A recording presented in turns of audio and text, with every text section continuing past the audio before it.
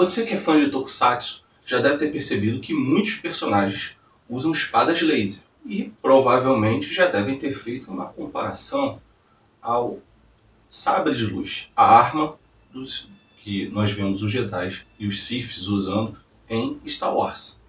Aí eu pergunto para vocês, beleza, são parecidas ali, mas até que ponto elas realmente são semelhantes? Então, eu venho aqui nesse vídeo de Teoria da Conspiração mostrar aqui para vocês a minha hipótese de qual arma aí utilizada pelos personagens de Tokusatsu é mais semelhante ao sabre de luz Star Wars. Então, vem comigo conferir esse vídeo para saber essa resposta.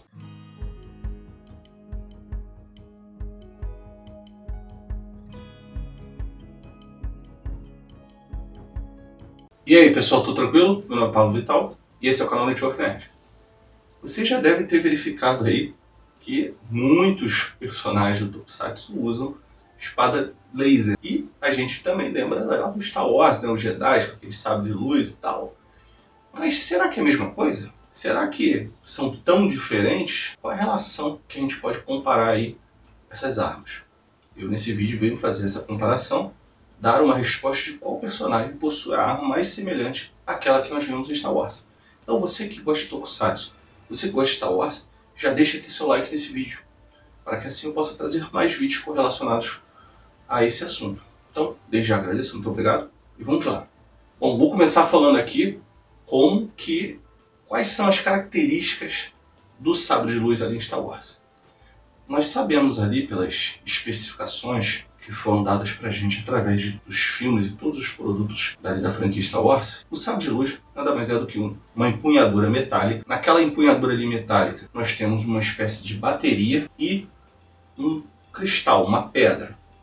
Essa pedra varia e é ela que dá ali a tonalidade do sabre de luz, da arma. E quando eles acionam a arma, né, eles ligam a bateria, aquilo reage com o cristal, então se gera uma lâmina de energia, como eu disse, variando a cor diferente, dependendo ali daquele cristal, daquela pedra que tem ali. Produz aquele som característico, nós vemos lá e tudo mais.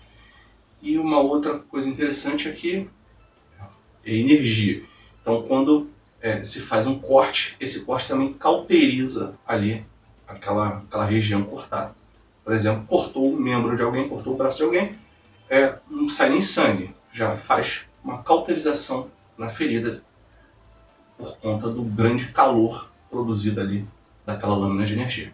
Então essas são as especificações que nós temos ali para o sabre de luz. Agora vamos pontuar aqui alguns casos de Tokusatsu em que existem espadas laser. Vamos começar aqui com o raciocínio. Vou começar aqui falando sobre o caso que eu acho mais distante dali dos sabres de luz, que é a espada olímpica de Jirai. Primeiro vamos analisar ali o real nome da espada olímpica, que não é espada olímpica.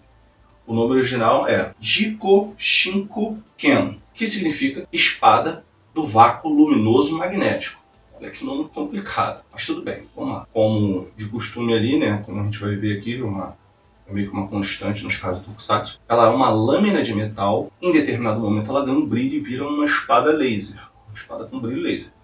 E nós já vemos aí que pelo nome ela é vácuo luminoso magnético, uma coisa bem complexa. Agora, a questão maior aí é que o Jirai, ele enfrenta pessoas. Então é diferente de alguns outros casos que eu vou falar aqui, que eles enfrentam monstros e tal. Então, o fato de repente, cortar um monstro e o monstro explodir, a gente fala, é um monstro. Aqui não, a gente vai ver que o Jirai corta pessoas. E quando ele corta pessoas, não faz uma cauterização, ou seja, a espada não fica a uma alta temperatura, nada do tipo. Ela produz um efeito bem drástico. Quando ele corta as pessoas, elas simplesmente se desintegram. Então, assim, é uma coisa bem diferente do que a gente vê lá no sabre de luz. Até porque essa questão do vácuo luminoso magnético já vê que é uma coisa bem diferente. E o Jirai tem essa peculiaridade de enfrentar pessoas. Então, inclusive, se vocês quiserem verificar mais essa questão do Jirai aí, vocês podem verificar aqui nesse vídeo do canal. Agora eu vou falar aqui de Giban.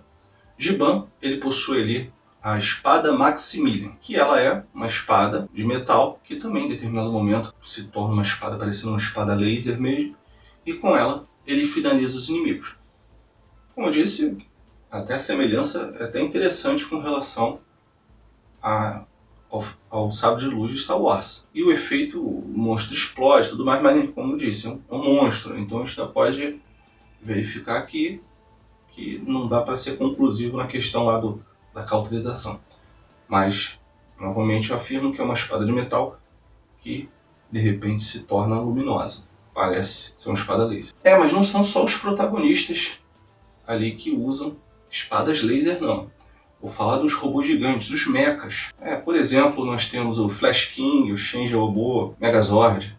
Eles têm espadas que, em determinado momento, elas se tornam espadas laser. Com elas, eles também finalizam os monstros. Novamente, são espadas de metal que se tornam espadas laser. Agora nós vemos um caso curioso em Jaspion. O Satan Ghost, o vilão Satan Ghost, claramente ele foi inspirado no Darth Vader. Até a questão da aparência dele e tal. E ele inclusive tem uma espada vermelha que também se assemelha a Darth Vader. Só que, novamente, a espada de Satan Ghost é uma lâmina de metal com brilho laser, né, em determinado momento. Continuando no Jaspion. O Jaspion tem a espada chamada Spadium Laser. No primeiro momento a gente analisando uma espada de metal que de repente se torna laser, como em outros casos aqui falamos. Só que tem um detalhe, quando ele vai sacar a espada, ele não saca a espada sendo nada. Ele simplesmente, a espada se materializa na mão dele, assim como também na transformação que ele materializa aquela armadura nele.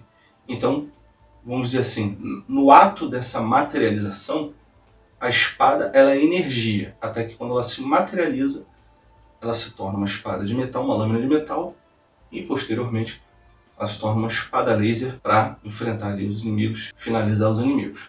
Então é interessante reparar que até o momento a espada laser é a mais próxima de um sabre de luz de Star Wars. Então, respondendo à pergunta da teoria da conspiração de hoje, nós temos que a espada laser dos Tokusatsu que mais se aproxima ao sabre de luz de Star Wars é a Cosmic Blade de Spilvan. Por quê? Bom, primeiro, lembrar aqui para vocês, Spilvan foi trazida aqui pra gente no Brasil, na Rede Manchete, como Jaspion 2, mas o nome seria Spilvan, é um tokusatsu da franquia Metal Hero, que deu continuidade ali a Jaspion, tudo bem. Então o que acontece? A princípio também, nós temos ali a Cosmic Blade no mesmo formato, uma espada com lâmina de metal, que em determinado momento ela se torna uma espada laser. E aí, nada diferente do que nós já vimos, só que ocorre que em determinado momento ele inclusive ela se torna uma espada dupla e ela vira, as duas lâminas, né, se tornam laser, lembrando muito a arma do Darth Maul, o Sith inimigo ali dos Jedi no filme Ameaça Fantasma. Isso é só um detalhe e tal, mas não é por essa proximidade com a arma do Darth Maul. A questão é que em determinado momento o Spilvan direciona a lâmina para o inimigo e a lâmina se alonga até perfurar o inimigo à distância. Então, ou seja, esse alongamento da lâmina, acredito eu, verificando ali, para mim ela deixou de ser uma lâmina de metal. Por quê? O metal vai crescer, vai se alongar daquela forma. Para mim ali naquele momento, a lâmina de metal se transformou numa lâmina de energia, assim como o sabre de luz. Por isso, ela se alonga daquela forma. Então, por conta dessa observação ali que eu fiz, dessa questão desse alongamento, essa então transformação da lâmina de metal numa lâmina de energia, eu acredito que a Cosmic Blade de Spilvan é a arma dos Tokusatsu mais próxima ao sabre de luz de Star Wars. E aí, pessoal, o que vocês acharam?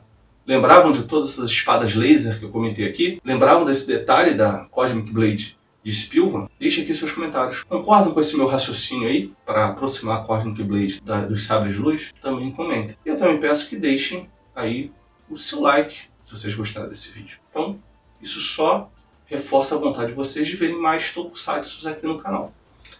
Então, galera, eu agradeço já de antemão a sua companhia. Muito obrigado e até a próxima.